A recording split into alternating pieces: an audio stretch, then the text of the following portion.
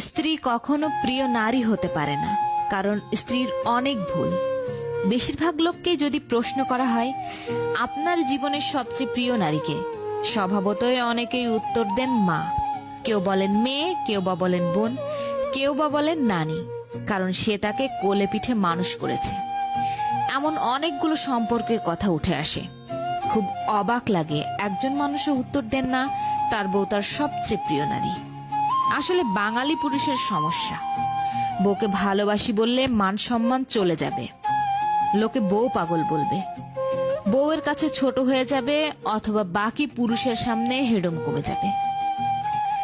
এমন একজন মানুষও কি নেই যার হাসপাতালের বেডের পাশে নির্ঝুম রাত কাটিয়েছেন তার স্ত্রী, অথবা একসাথে জীবনের যুদ্ধটা করবে বলে বাবার বাড়ির আভিজাত্যকে দূরে রেখে স্বল্প বেতনের ছেলেটার হাত ধরে বাবার বাড়িটা ছেড়ে এসেছে।